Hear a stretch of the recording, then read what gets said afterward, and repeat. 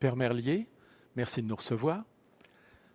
Du 8 au 23 juin se tiendra la 6e édition du festival Les Regardeurs de Lumière. Au travers des 5 années passées, vous pouvez peut-être nous expliquer ce que vous attendiez de ce festival et ce que vous en avez reçu, vous en avez ressenti. Ça a été une très très grande joie de voir ce magnifique édifice, plein de gens curieux, découvrant des tas de choses et participant à la vie culturelle de cette cathédrale, par la visite, par les artistes qui venaient exposer leurs œuvres, faire des ateliers, par les enfants eux-mêmes. C'était une très grande joie de voir toute cette animation qui prolongeait l'esprit des créateurs mêmes, des bâtisseurs mêmes de cette cathédrale. Vous pouvez nous en dire plus sur cet esprit des bâtisseurs ? L'esprit des bâtisseurs, c'est parce qu'ils ont voulu, à travers la beauté, créer un langage et communiquer, non seulement dire des choses, mais provoquer un dialogue entre tout public et la communauté chrétienne, à ce moment-là peut-être plus représentée par les pasteurs. Mais ça a été un lieu extraordinaire d'animation où il se vivait même beaucoup de choses de la vie de la cité. C'était un échange entre les gens. Et par exemple, qu'est-ce qui se vivait de la vie de la cité ici ? Moi, je pense qu'il y a dû y avoir au tout début, peut-être dans la primitive église et peut-être au début de la cathédrale, des animations, des marchés qui se faisaient presque dans le narthex ou à l'intérieur.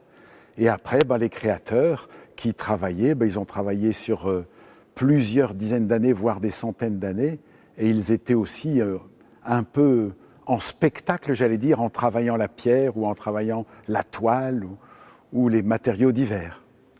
Pour revenir à notre festival, donc, vous avez à l'origine donné votre accord pour que ce festival se tienne au mois de juin de chaque année. Qu'est-ce que vous en attendiez ?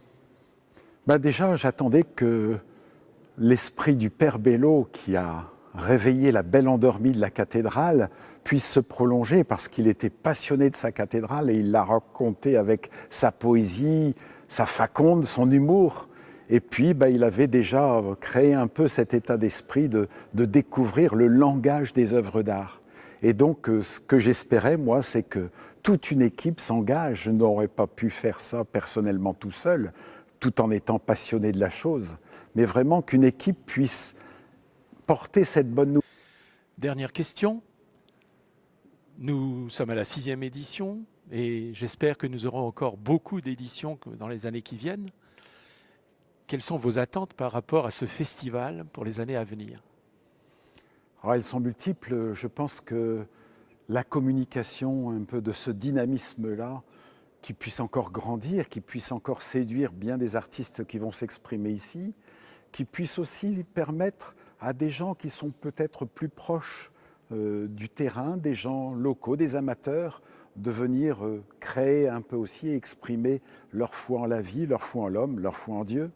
Et puis peut-être encore redonner beaucoup de choses, la capacité aux enfants de créer, parce que c'est aussi eux, leur domaine, le domaine de l'avenir qui est en leurs mains.